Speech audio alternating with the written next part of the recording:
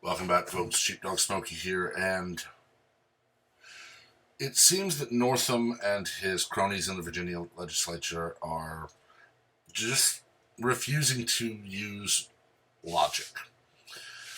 We had reports not too long ago that Northam was going to authorize the cutting of power, telephone, internet, cell phone service to aid in confiscation of firearms. Once that was made public, they backtracked and said, fine, we won't do that. Just register your guns. Of course, we know from court precedent that is not allowed either. Next, we heard reports that the only legal place to demonstrate in Richmond on the 20th was a very small caged area where people who were forcibly disarmed by the governor saying, well, you can't bring guns to the rally on the Capitol grounds, and you have to be on the Capitol grounds, and we're going to throw you in with all the liberals who hate you and are going to try and assault you. Well, that backfired as well because way too many people showed up and they protested not on Capitol grounds. They were also very peaceful. Northam, of course, crowed that he was able to de-escalate things when there was no escalation.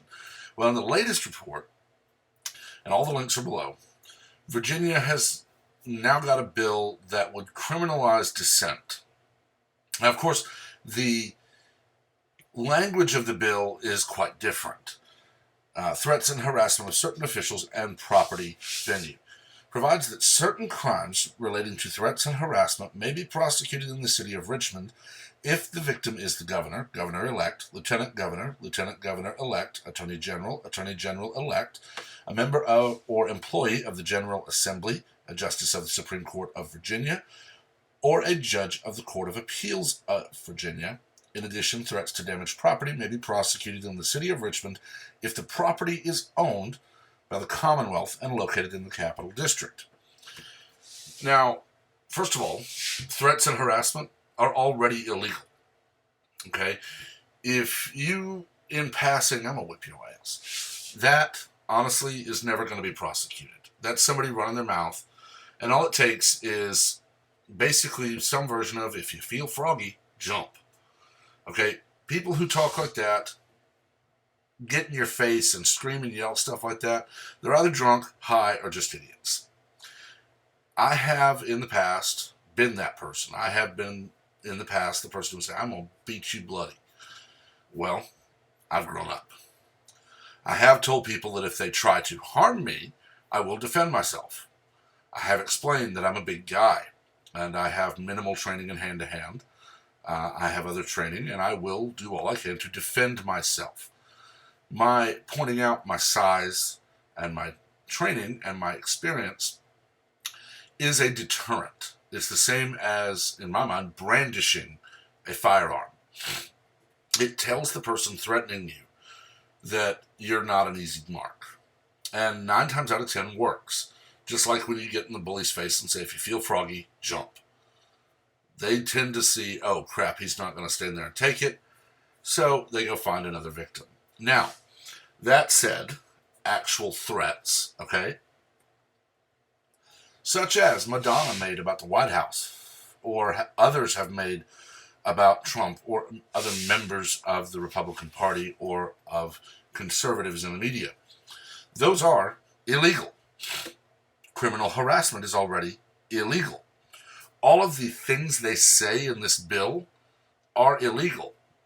What they're doing is saying, we're going to make ourselves more protected than all of you peasants. They specifically word it this way because it's very vague. They can point out that someone complaining about a proposed bill to ban guns or to confiscate guns, well, they can complain that that's harassment or a threat.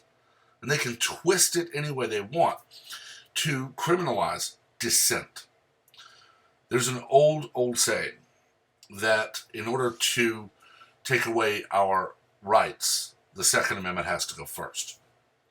Well, now they're using the First Amendment as a way to strip you of your Second Amendment rights and criminalize dissent so they can jail you for speaking. It is not harassment to point out that Northam is in a photo either in blackface or a KKK uniform. It is not harassment to point out that the Virginia legislature doing this or trying to make it legal for the governor to cut utilities to aid in confiscation of firearms. It's not harassment to point out that's unconstitutional. It's not harassment or a threat for Second Amendment supporters to tell their governor and their legislators that they will not comply with unconstitutional laws. It is not a threat. But, as we know from liberals, they instantly jump to, you're threatening me, you're threatening me, you're threatening me, when you say I won't allow you to disarm me. They jump to the old stupid adage that merely owning a firearm is a threat to their life, when it is not. If that were true, none of them would have armed guards, but they all do. Northam travels with armed guards. He has armed guards at his office and around his home. And he is well protected by the very tools he wants to strip you of your right to own. The legislature is well protected by security who is well armed, and they want to strip you of your right to own those same firearms. And now they want to strip you of your right to free speech, to speak out against their blatantly unconstitutional moves. It's a tried and true tactic of all tyrants, of all rulers. They make it illegal for you to disagree with them. They jail all who dissent. They use that to then threaten people into obeying in other ways. They're moving forward red flag laws, which we know deny you your Fourth Amendment right, your Fifth Amendment right, your Second Amendment right, and your Sixth Amendment right. Because there is no due process. There is no warrant. They simply search your home and seize what they want. Violation of the Fourth. The Fifth Amendment, you have a right to not incriminate yourself. If they say you're a danger and we need to know if you have guns, you have a right to say, no, I'm not going to let you in my home. I'm not going to talk to you. I want a lawyer. Sixth Amendment right to a speedy public trial by a jury of your peers. But with red flag laws, you're not even told about the trial until afterwards. And then, of course, the second, because the trial happens and you're not there, you're instantly judged guilty, you're convicted, and you never know about it until the police show up to kick in your door and seize your property. Virginia is doubling down yet again. They're continuing to see people saying, we will not comply with draconian rule. We will not bow to those who want to subjugate us. And every time it happens, they get angrier and angrier and angrier, and they find more ways to say, you will comply or we will make you. There is a petition already over 65,000 of the 75,000 signature goal to remove Northam from office, to recall him. I honestly hope it works. But having watched Virginia since Northam's, we're going to cut power and phones and internet and cell phones, and then we're just going to show up and disarm everybody. I honestly expect him to see a petition to recall and to try to start arresting people for that. Because under this bill, he could say that's a threat. That's a threat.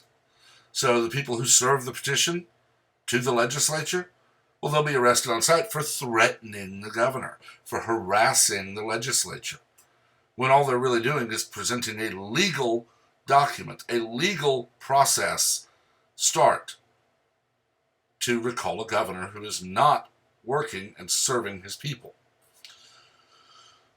I don't know where it's going to end, and I hope it doesn't end violently or badly in other ways, but having seen a lot of historical tyrants and having read about and looked into what they do, I don't hold out a lot of hope that Northam's going to go quietly. We already know that Democrats legalize voter fraud. California legalized ballot harvesting, where people are going to show up with a box of ballots that they harvested, ensuring that they stay in power.